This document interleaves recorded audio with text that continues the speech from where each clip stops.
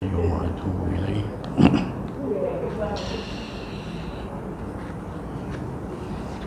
أعوذ بالله من الشيطان الرجيم. بسم الله الرحمن الرحيم.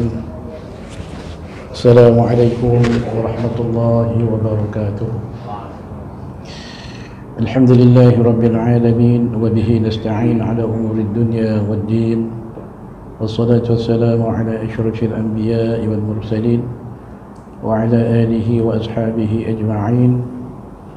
اللهم صل على سيدنا محمد الفاتح لما أغلق والخاتم لما سبق ناصر الحق بالحق والهادي إلى صراطك المستقيم وعلى آله وصحبه حق قدره ومقداره العظيم. سبحانك لا علم لنا إلا ما علمتنا إنك أنت العليم الحكيم. رب اشرح لي صدري ويسر لي أمري واحلل عقدة من لساني يفقهوا قولي، ولا حول ولا قوة إلا بالله العلي العظيم. أما بعد. Alhamdulillah, sahabat-sahabat yang dirahmati Allah sekalian, muslimin muslimat, utamanya sama-samalah kita merafakkan syukur yang tak terhingga hadrat Allah Subhanahu wa taala, kerana dengan keizinan daripadanya serta taufik dan hidayahnya, pada malam ini kita dapat bertemu di dalam masjid ini. Mudah-mudahan kita mengharapkan pertemuan kita ini diberkati dan dirahmati oleh Allah Subhanahu wa taala. Alhamdulillah, pada malam ini kita akan sambung membaca kitab Risalah Muawanah. Kalau minggu sebelum tu kita dah baca kitab Syama'il Muhammadiyah, jadi kita tukar-tukar aja. Kitab Risalah Muawanah wa Mu'azarah ni yang berkaitan dengan penyucian diri lah, yang berkaitan dengan cara-cara mendekatkan diri kita dengan Allah Subhanahu wa taala melalui amal ibadat yang telah kita laksanakan. Dalam kitab ini kita dah masuk pada pasal yang seterusnya, iaitulah faslun fil muraqabah. Pasal pada menyatakan tentang muraqabah atau pengawasan diri kita, merasai diri kita diawasi oleh Allah Subhanahu wa taala. Muraqabatullah maksudnya itu di antara perkara yang telah kita bincangkan pada minggu-minggu yang lepas. Qala al-muallif rahimahullahu taala wa nafa'ana bi 'ulumihi fid darain amin.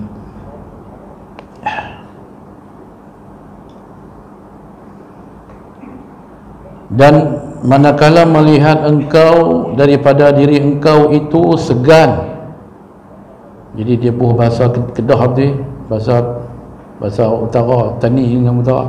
Manakala melihat engkau daripada diri engkau itu segan daripada menyerjakan akan taatnya. Jadi kalau kamu merasakan diri kamu itu segan, maksudnya malas lah kan, segan, kita jadi segan nak melakukan ibadat kepada Allah Ta'ala, berbanding dengan orang yang rajin melakukan ibadat kepada Allah Subhanahu wa taala, setelah mana dia merasai bahawasanya kewajipan yang difardukan oleh Allah Ta'ala kepadanya itu merupakan suatu tuntutan dengan ilmu juga sebenarnya, betul tak? Maksudnya kalau orang yang dia tak ada ilmu, mungkin dia ingat benda yang fardu itu benda yang tak buat tak apa, buat pun tak apa. Contohnya kalau orang yang dia tak merasai kata sembahyang 5 waktu itu, kalau kita tinggalkan merupakan dosa yang besar. Tapi kalau dia tak ada ilmu, dia ingat tak sembahyang tak apa, sembahyang pun okey. Dia ingat biasa-biasa saja. Tapi benda tu benda yang bururiyah. Dalam agama benda-benda tu dia panggil benda yang bururiyah, benda yang mesti kena faham. Maksud benda yang tak perlu kepada fikir panjang.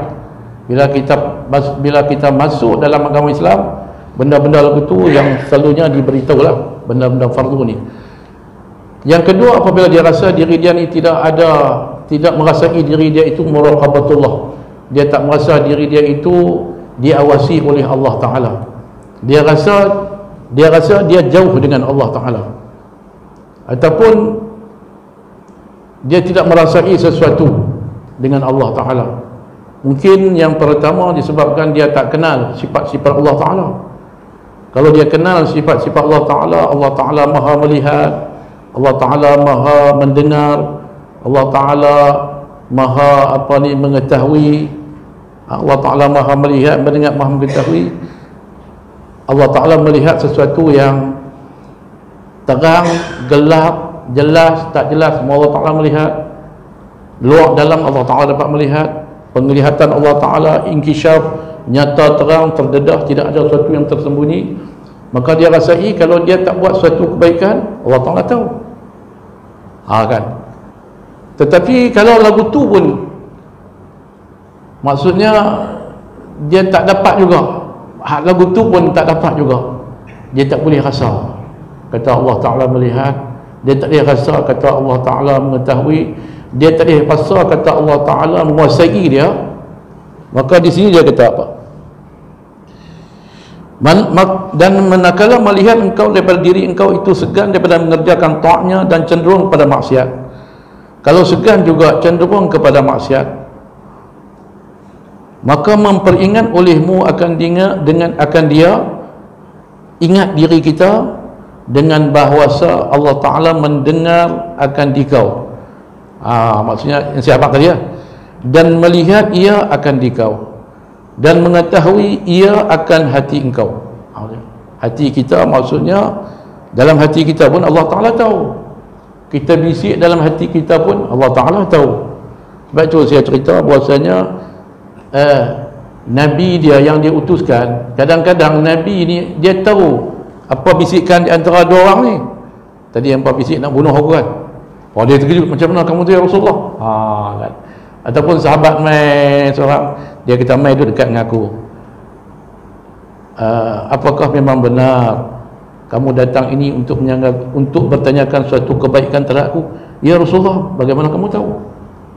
Itu maksudnya makhluk dia kan, dia bagi tahu Allah Ta'ala, apatah lagi itu Tuhan yang Maha Kuasa. Maksudnya Tuhan yang Maha Kuasa ni dia lebih tahu bisikan hati kita pun dia tahu. Tapi kita payahlah kita nak dapat keadaan macam tu kan. Kita pun tahu kata Tuhan Maha melihat kita mengaji tauhid, berapa tok guru cik. Mengaji tauhid berapa tok guru, ada tok guru yang mati pun dah kan. Tapi kita tak boleh nak merasai. Dia tak boleh, maksudnya dia tak boleh sampai kepada maqam ihsan. Apa yang kita buat selama ni. Maksudnya anta'budallaha ka'annaka tarahu fa in lam takun tarahu wa innahu yarah. Maksudnya maqam ihsanu, kamu beribadat kepada Allah seolah-olah kamu melihatnya. Fa in lam takun tarahu, maka jika sekiranya kamu tidak melihatnya, maka ingatlah, yakinlah Allah Ta'ala melihat kamu. Itu nak ambil poin tu. Maksudnya yang katakan seolah-olah kamu melihat Allah Ta'ala tu, kamu yakin bahwasanya Tuhan melihat kamu. Seolah-olah macam mana kita berada di depan orang yang depan kita kata raja. Bila kita duduk depan raja, kita hormat, kita takut kan, maka kita dia duduk tengok kita, jadi kita jaga elok lah. Kita duduk depan orang yang kita takut kan, kita cukup jaga. Ini kata kita berhadapan dengan Allah Subhanahu Wa Taala. Jadi ketika itu baru dia mai ada perasaan muraqabatullah. Kalau dia tahu Allah Ta'ala melihat, tahu Allah Ta'ala mendengar, tahu Allah Ta'ala menguasai, dan mengetahui ia akan hati engkau dan cakapan engkau yang tersembunyi. Kita cakap dalam hati pun Tuhan tahulah. Cakapan tersembunyi. Maka jika tidak memberi faedah akan dia oleh ini segala peringatan. Kalau yang ni pun tak boleh ke? Maksudnya cara lagu ni pun tak mampu mengeluarkan sifat segan kita daripada melakukan ibadat. Tak jadi juga kan? Kerana singkat pengetahuannya dengan kebesaran Allah Ta'ala. Setengah orang maksudnya kalau kita cerita Tuhan Maha melihat, Maha mengetahui, Maha mendengar, kadang-kadang dia lalu begitu ya, sebab dia tak apa nak faham tu kan, dia tak apa faham kan konsep ketuhanan ni, dia tak apa nak faham, tak apa nak nampak betul.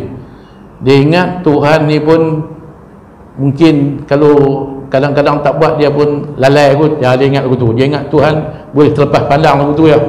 Mungkin kadang-kadang dia rasa tu, ataupun dia tak masuk dalam hati dia itu sifat-sifat kebesaran Allah, kerana disebabkan kita kata kejahilan dia ataupun dosa-dosa yang ada lagi, maka tidak memberi faedah akan dia oleh ini segala peringatan, kerana singkat pengetahuannya dengan kebesaran Allah Ta'ala ataupun kejahilannya lah. Maka sebutkan olehmu baginya akan tempat dua malaikat yang mulia, yang menulis keduanya akan kebajikan dan kejahatan. Mungkin kita lupa, rupanya ada dua malaikat ni, Raqib, Atid. Maksudnya Allah Ta'ala dah wakil dah dua malaikat yang sentiasa mengiringi kita, Raqib, Atid, sentiasa mencatat. Kadang-kadang bila tak cerita bab malaikat, kita terlupa apa tu. Baru kita tahu kata malaikat ada. Kalau orang cerita pun tanya, oh tunggu ada malaikat tu. Kadang-kadang kita lupa, kecuali kalau malaikat tu quit kita kan, hei, aku ada ni, tu dia. Tengok, dia. Itu lain lah kan. Tapi maksudnya diceritakan malaikat ni alam ghaib, benda ghaib, benda yang kita tak nampak kan. Dan Allah Ta'ala cipta malaikat pun dia tak semacam kita. Malaikat ni dia tak semacam kita. Dia jenis maksudnya malaikat ni Allah Ta'ala ciptakan dalam keadaan yang tak berjantina. Lelaki tak, perempuan pun tak. Dan malaikat ni ada sayap. Jadi kita tak tahu wallahu a'lam macam mana hakikat malaikat. Nabi Muhammad dia pernah tengok macam malaikat. Dia tengok malaikat Jibril lah. Kali yang pertama ketika mana di gua dia, di gua kan. Kali kedua Inda Sidratul Muntaha kan. Maksudnya dia melihat hakikat malaikat tu. Tu dia kata sayap saja memenuhi ruang langit dan bumi. Nabi Muhammad ketika tengok malaikat pun pingsan. Malaikat dia kata dia tengok malaikat duduk. Tu dia tengok. Allah Ta'ala jelmuakan dalam bentuk malaikat betul. Itu. Jadi Allah Ta'ala tak tunjukkan kepada makhluk selain daripada Nabi. Kalau kita tengok pingsan, kita hantu pun balik demam. Kadang-kadang kan tengok hantu pun, tengok karung buni duduk ni macam tu, balik-balik demam. Tengok pagi tu, apa karung buni. Jadi maksudnya apatah lagi malaikatullah. Tetapi rupa-rupanya kita tak sedar, ni ada malaikat kiri kanan, ada malaikat. Dia kata di sini dua malaikat yang mulia, keduanya menulis kebajikan dan kejahatan, dan dibaca olehmu atasnya akan firman Tuhan. Baca sikit firman Tuhan dalam surah Qaf tu, a'udzubillahi minasyaitonirrajim, iz yatalaqqal mutalaqiyan 'anil yamini wa 'anil shimali qa'idun ma yalfidhu min qawlin illa ladaihi raqibun atidun. Maksudnya, artinya ingatlah, sebutlah, ingatlah apabila datangnya dua orang malaikat yang mencatat daripada kanan dan kiri, anil yamini wa anil shimal, kanan dan kiri, maksudnya duduk mencatat kebaikan dan keburukan. Kanan dan kiri, kanan mencatat kebaikan, kiri mencatat keburukan. Ma yalfidhu min qawlin, tidak melafazkan oleh seseorang, tidak mengeluarkan perkataan oleh seseorang, min qawlin, daripada perkataan, illa ladaihi raqibun atid, kecuali di sisinya itu ada malaikat raqib, malaikat atid. Maksud tiap-tiap perkataan yang kita ucapkan tu, dua orang malaikat tu sentiasa menulis. Malaikat tu menulis, sentiasa ada malaikat ni. Jadi maksudnya itulah hakikat dah. Tulis malaikat tu cakap buruk, dia malaikat sebelah kanan, sebelah kiri catat. Cakap baik, sebelah kanan catat. Jadi semua dia ada dalam buku lah. Ada dalam buku lah. Jadi kita tak Allah Ta'ala maksudnya dia ada di antara wakil tentera dia. Jadi maksudnya tak ada sesuatu yang terlepas daripada Allah Subhanahu Wa Ta'ala. Dia hantar malaikat tu. Jadi maksud kalau kita rasa dua malaikat ada, kita takutlah sikit. Bukan kata sikit, takut banyak kan. Kalau rasa betul dua malaikat ada, kan? Rasa betul-betul, yakni menulis oleh dua malaikat yang diwakilkan kedua itu dengan manusia akan barang yang mengerja ia akan dia pada suratan amal kebajikan dan kejahatan. Bermula qalam keduanya lidahnya, pennya lidahnya, dan dakwat keduanya ayat liurnya, pen dan dakwat ayat liur. Apa ni, pen lidah. Itu dia cerita macam ni. Dan bermula tempat keduanya pada manusia nawazidnya, tempat keduanya pada manusia yakni gigi gerahamnya, hingga apabila engkau mati dilipat akan dia jadi akan dia pada tengkuk engkau serta engkau ke dalam kubur hingga dikeluarkan dia pada hari kiamat. Tiada berlafaz anak Adam akan suatu perkataan melainkan ada hampirnya yang memelihara dan hadir, iaitu malaikat yang menulis, iaitu malaikat raqil atilah. Maka jika tidak berbekas ia dengan ini peringatan, maka sebutkan olehmu baginya akan hampir mati. Maksudnya kalau kita tak merasai ada dua malaikat, maksudnya abang kata Tuhan mengetahui pun tak jalan juga. Abang kata ada dua malaikat tu, itu untuk orang yang beriman lah. Kalau orang tak beriman lagi dia tak percaya, orang tak beriman, orang bukan Islam lah, maka lagi dia tak percaya kan. Betul tak? Cuma saya dengar ada kawan saya cerita, di antara kawan-kawan dia lah yang bukan Islam, dia duduk bersembang. Dia kata kebiasaan kawan dia cerita, orang-orang mereka ni apabila mati dia tanam tengah hari, bumi tengah hari. Jadi kawan saya tanya apa pasal, dia kata jadi macam kepercayaan dia apa, waktu tengah hari malaikat tengah makan, tengah berehat pun makan. Tak tahu tu guru dia cerita macam tu, maksudnya malaikat pun duduk makan juga. Malaikat tengah berehat, tengah makan, jadi tanam waktu tak ada malaikat nak kacau lah. Jadi dia dalam sedia lah. Mereka kadang mereka faham, mereka pun ada juga tu, percaya tak percaya tu.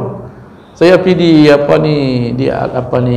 di Alok Janggui minggu lepas kan, saya tanya kawan-kawan kita lah tentang puasa ni. Saya kata betul ke ada orang cerita kat saya, kawan-kawan kita yang bukan Islam, kadang-kadang mereka puasa juga, mereka ada puasa malam. Kawan tu kata betul ada puasa malam. Oh, rupanya kita puasa siang, mereka puasa malam kan. Jadi puasa malam tak ada masalah, lena ya. Jaga begitu. Ada yang puasa malam kan. Jadi maksudnya ada tu mereka, ada ambilan mereka tu. Tapi ambilan tu maksudnya tak benar lah. Maksudnya tak benar, maksudnya tak bertepatan dengan wahyu Allah Ta'ala. Maksudnya malaikat ni bukan dia makan, sebab malaikat tak makan minum. Ada pernah dengar malaikat makan? Malaikat dia tak makan minum, dia tak berjantina, dia tak makan minum. Dia tugasnya hanya taat kepada Allah Subhanahu Wa Ta'ala. Tu nisbah malaikat dengan kita 1 nisbah 10.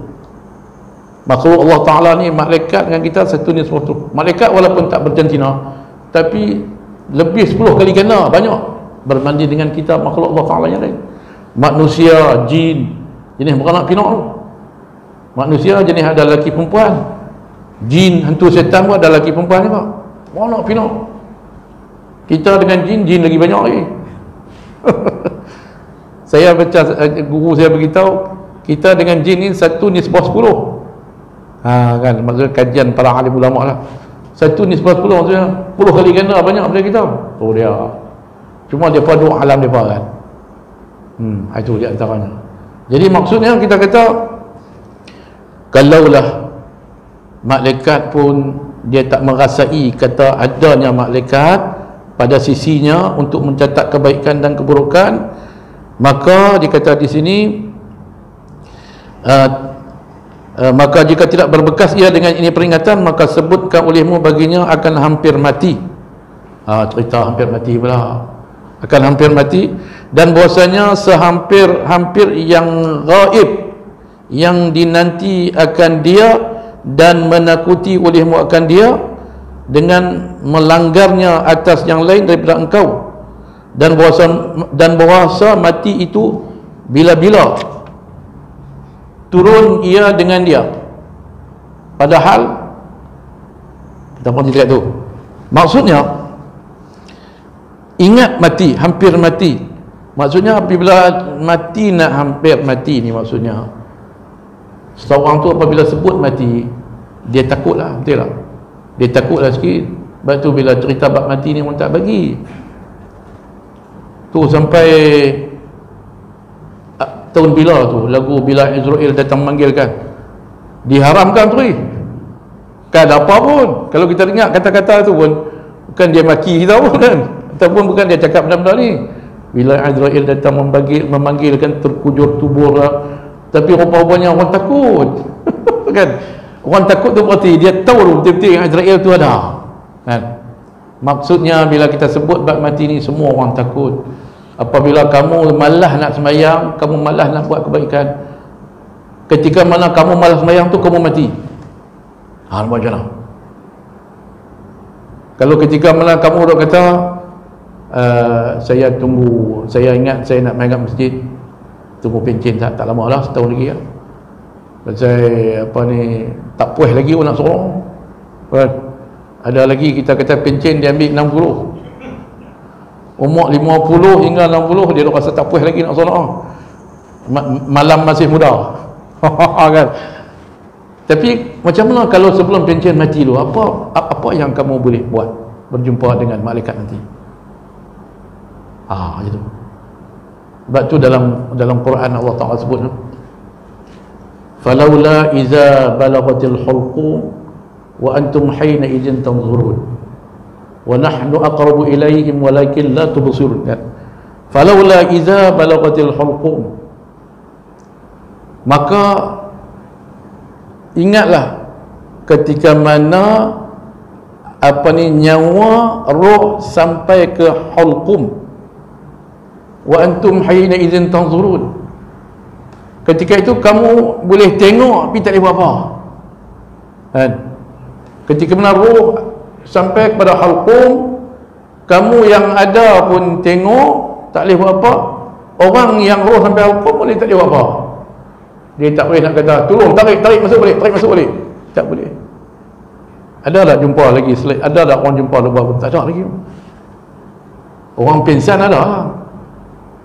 Orang pingsan lama kan, ada cerita pingsan kan, orang ingat kok mati dah, orang pun ramai kira lupa kapan lah. Tahu dia jaga. Yang tu bukan mati pingsan, memang Tuhan tunjuk lah tu, ada cerita kan. Yang ni maksudnya iza balaghatil hulqum wa antum hayna idzin tanzurun. Kita semua tengok, kita pernah melihat beberapa orang sahabat kita yang dah meninggal. Kalau dalam keadaan maksudnya duk berombak-ombak, kita nak tengok orang kan, masa tu kita tak boleh buat apa lah. Wa antum hayna idzin tanzurun, ketika itu kamu boleh tengok. Sedangkan Allah Ta'ala kata kamu lupa, wa nahnu aqrabu ilaihim walakin la tubsirun. Tuhan kata sedangkan kamu lupa, kami ni lebih dekat dengan mereka itu, tapi kamu tak nampak aku. Maksudnya roh nak keluar daripada hulqum itu, Allah Ta'ala lebih dekat lagi berbanding dengan roh nak keluar daripada hulqum. Allah Ta'ala yang memerintahkan, Allah Ta'ala yang menguasai. Kalaulah kamu mampu menguasai diri kamu sendiri, maka Allah Ta'ala kata silakan buat, tapi kamu tak mampu. Falula in kuntum ghairu madinin, kan? Betul? Yang tu betul. Kalaulah kamu merasai kamu mampu menguasai diri kamu, tarji'unaha in kuntum sadiqin, kamu kembalikan roh yang nak keluar itu kalau kamu betul-betul orang yang benar apa yang kamu cakapkan. Tuhan cabaklah dalam Quran tu. Maksudnya Tuhan kata tu maksudnya memang kita tak mampu. Tapi kalau orang yang dia baca Quran dan dia faham, takkan tak ada lagi takut dia kepada Allah Subhanahu wa Ta'ala. Sebab itulah kita tengok para salafus soleh ataupun orang-orang dahulu, para sahabat Nabi, maka mereka ini bila buat ibadat ni, mereka ni dalam keadaan sangat-sangat berlumba-lumba lah, takut kepada Allah Ta'ala ni. Buat ni maksudnya tak kira kaya, tak kira miskin, tak kira tua, tak kira muda. Kadang-kadang zaman sahabat dulu ada yang main dalam keadaan dipapah. Kita zaman kita tak ada dah. Maksudnya orang tolong papa main semayang masjid juga. Kita tak ada. Kita maksudnya orang tolong bubuh kerusi lah. Tapi boleh berjalan mari kan. Dulu ada yang main di papa, maksudnya kerana berlumba-lumba untuk mengerjakan ibadat berjamaah.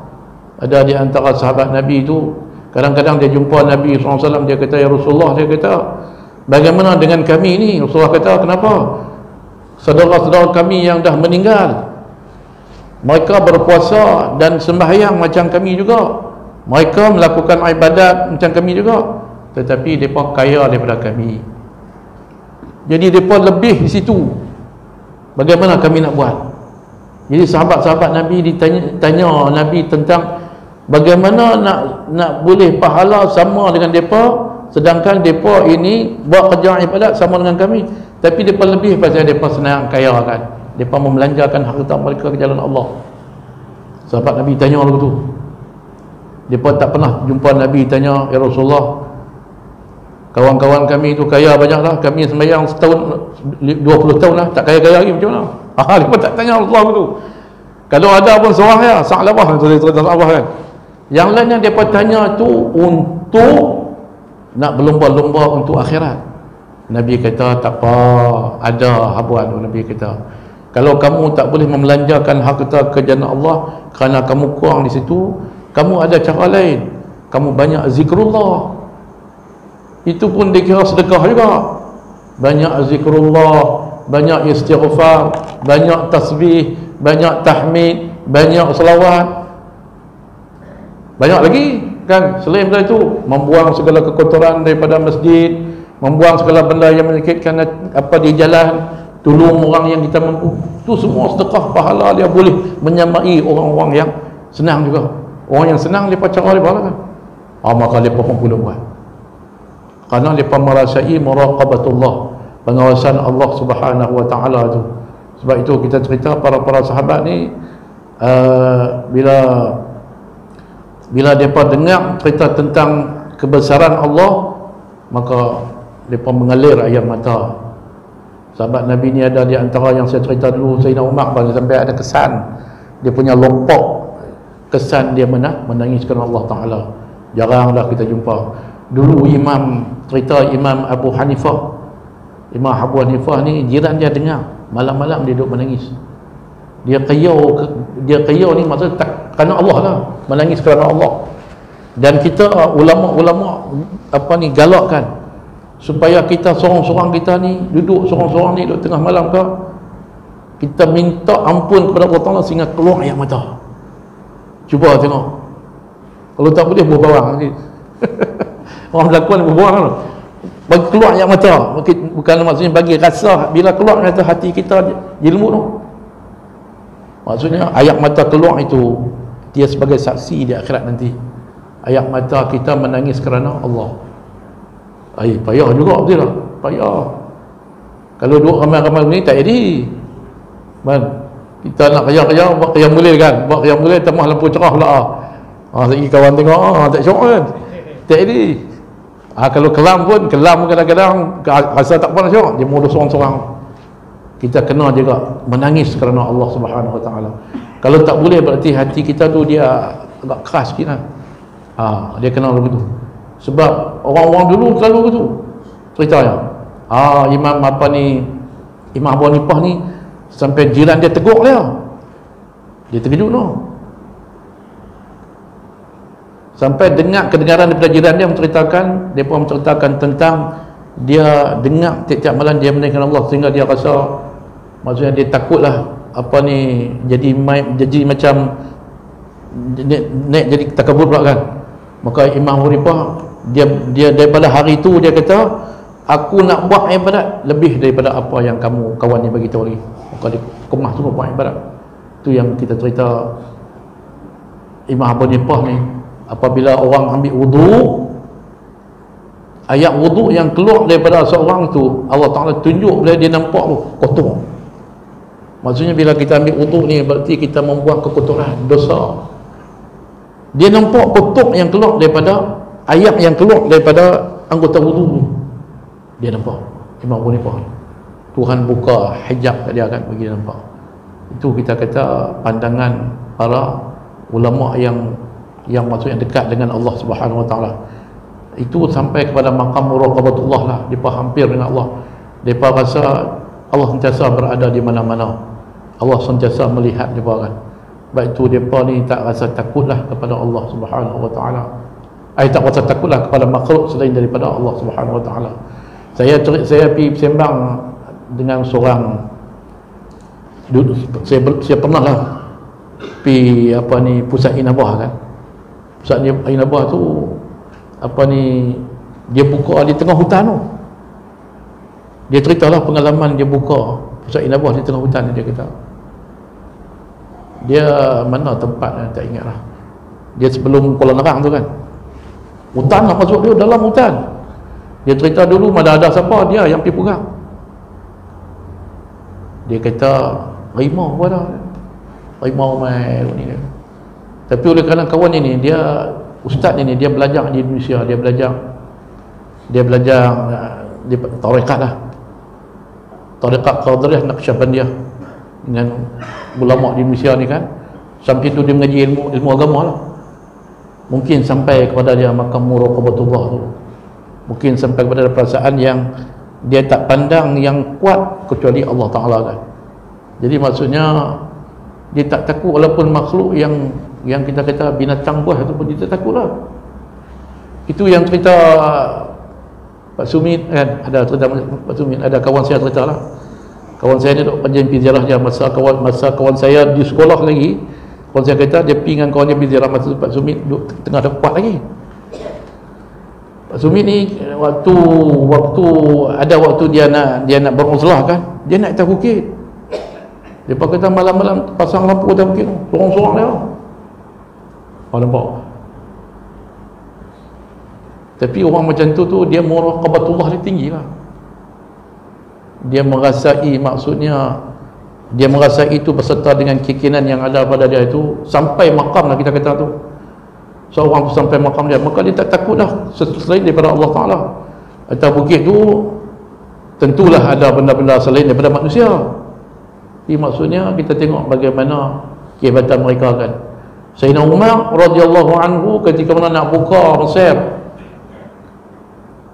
sahabat-sahabat kata, di antara sahabat kata, ya Sayyidina Umar dia kata, macam mana ni Mesir ni kita nak buka ni sedangkan kawasan ni banyak dengan binatang buas. Masa tu Mesir dulu Mesir kan. Kalau Sayyidina Umar pergi, dia cakap dengan binatang buas. Dia suruh binatang buas ni berunduk pergi tempat yang lain, pekat pulung habis. Begitu juga ada seorang lagi sahabat Nabi, ada, saya tak ingat nama dia. Dia pergi sampai ke kawasan sempadan hampir dengan Perancis tu. Pergi di sana begitu juga binatang buas banyak, sedangkan dia kata dia terkenal di antara orang yang bukan berani sangat dengan binatang buas. Tapi oleh kerana sampai makam dia tinggi ketika itu, maka dia bercakap saja, dia bagi tahu kepada binatang semua, minta tolong kamu carilah tempat yang lain. Kalau tempat ini kami nak mulakan tempat baru untuk membawa semua penduduk Islam di sini. Semua binatang semua bergerak keluar. Dia kata, kalau sahabat-sahabat itu tahu. Dan dia habaq pula, jangan siapa pun bergerak setelah mana binatang ni keluar habis dulu. Jangan siapa pun cuba-cuba membunuh binatang. Pokok segala ular, segala semua keluar. Itu kita kata bagaimana keyakinan yang tinggi lah kan. Kita kalau tak boleh kalau tak boleh tahap tu pun kita boleh tahap bagaimana kita merasai bila kita buat ibadat Allah Ta'ala sentiasa memerhatikan kita. Itulah yang paling tinggi sebenarnya. Kita buat ibadat Allah Ta'ala sentiasa merasai memelihara kita, melihat kita. Yang tu dia sampailah makam dikatakan muraqabatullah. Yang tidak diradai Tuhan atas kelakuan yang tidak diradai oleh Allah Ta'ala, nescaya terbalik ia dengan kerugian yang tidak ada akhir baginya. Maksudnya kalau kita mati ataupun habis ajal kita dengan sesuatu yang Tuhan tak redha, maka rugilah kita. Kalau kita boleh fikir betul kan. Maksudnya apa yang kita nak yang paling hebat selain daripada redha Allah Subhanahu wa taala. Maksudnya itu yang disebutkan makam redha tu makam para sahabat-sahabat kan, radhiyallahu anhum. Para sahabat semua radhiyallahu anhum, mereka ini berada dalam keredaan Allah lah. Sampai disebut tu radhiyallahu anhum wa radu anhu zalika liman khasyiya rabbah kan, dalam surah tu kan. Allah Taala redha depa pasal apa? Pasal depa pun redha Allah Taala. Maksudnya redha tu payah tu makam redha tu. Redha ni kadang-kadang ada benda sesuatu yang kita tak, hak yang kena dengan kita, kita suka. Kalau hak tak kena dengan kita, kita jadi macam tak ada, kita jadi macam tak redha. Sebenarnya kita kena redha kepada Allah Subhanahu wa taala. Zaqa ta'mal iman man radiya billahi rabba. Merasailah kemanisan iman makam muraqabah tu. Siapa yang ada makam muraqabah tu, iaitulah makam kemanisan iman tu, man radiya billahi rabba, mereka yang meredai Allah Taala sebagai Tuhan. Maksudnya kita redha Tuhan itu sebagai Tuhan kita. Redha ni maksudnya kita patuhlah, kita patuh, kita taat segala-galanya, tak ada dah maksudnya sesuatu yang tak puas hati kita. Apa yang Allah Ta'ala tentukan kepada kita, semuanya kita buat. Itu redha dengan Allah SWT. Man radiya billahi rabba wa bil islami dina. Dan Islam itu sebagai agama. Maksudnya wa bil islami dina wa bi Muhammadin nabiy wa rasulullah. Kita redha Muhammad itu rasul kita. Dalam Quran pun Allah Ta'ala sebut, al-yawma akmaltu lakum dinakum wa atmamtu alaikum ni'mati wa raditu lakumul islam madina. Aku redha bagi kamu Islam sebagai satu agama. Jadi kalau kita pegang agama Islam, kita berada dalam keredaan Allah. Pegang agama Islam ni berarti kita taatlah, berarti kita patuh apa yang ada dalam rukun Islam tu. Kalau kita buat semua itu, sembahyang kita, puasa kita, zakat kita, ada waktu, ada kelapangan, ada duit, kita buat haji. Jadi kita buat kesemuanya ini atas tuntutan, atas redha dengan Allah Ta'ala.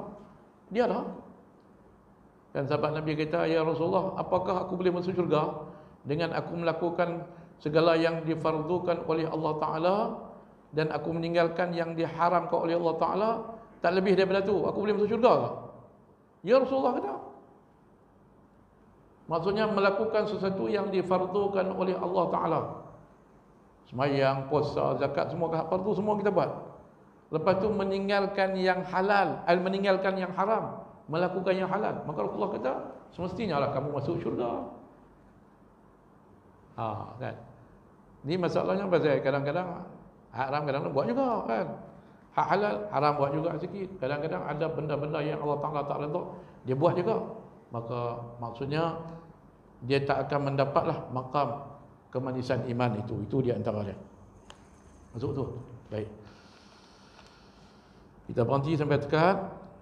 Nescaya terbalik ia dengan kerugian yang tidak ada akhir baginya, maka jika tiada memberi manfaat akan dia oleh ini menakuti, maka sebutkan olehmu baginya akan barang yang dijanji baik Allah Ta'ala dengan dia, akan mereka yang taat akan dia, dan pahala yang besar, dan akan barang yang berjanji seksa akan dia.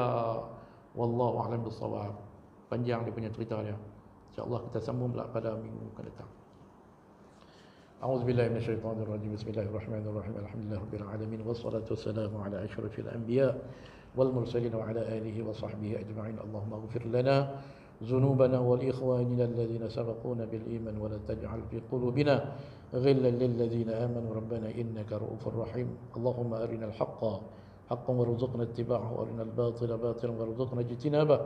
اللهم افتح بيننا وبين قومنا بالحق وأنت خير الفاتحين. ربنا آتنا في الدنيا حسنة وفي الآخرة حسنة وقنا عذاب النار. وصلى الله على سيدنا محمد وعلى آله وصحبه وبارك وسلم والحمد لله رب العالمين. قبل الله منكم.